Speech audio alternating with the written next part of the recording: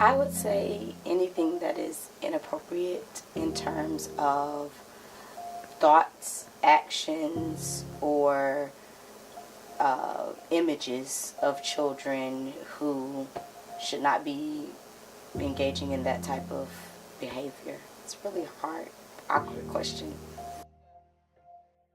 Molestation. Is pornography considered child sexual abuse? Yeah. Okay, child pornography, exploitation, trafficking.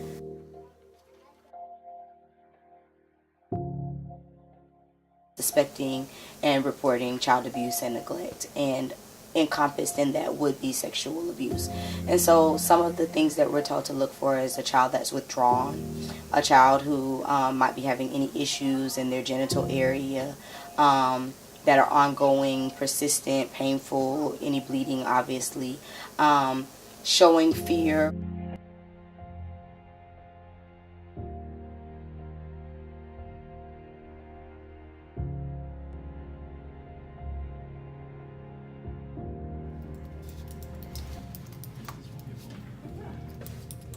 No, I never actually thought about that before, actually.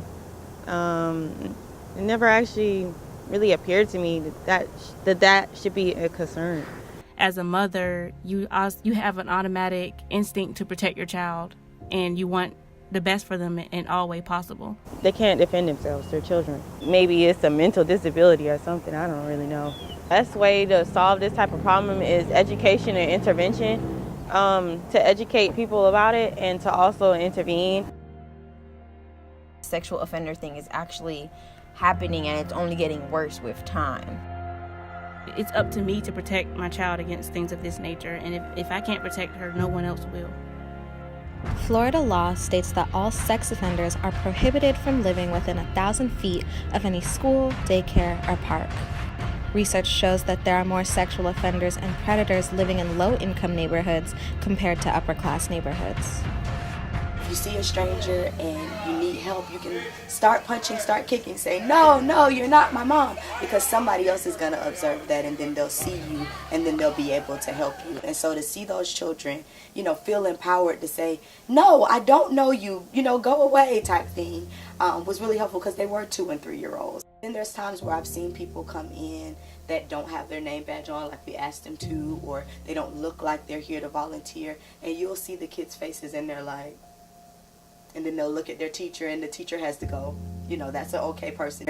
And you'll see the kids' faces and they're like, and then they'll look at their teacher and the teacher has to go, that's an okay person. It's hard to see if they were really grasping the context of a stranger versus just a person that they don't know. Being a first-time mom, it just is so nerve-wracking to know that you have to protect your child against people that could possibly harm your child. It is something that I worry about, just because it's gross.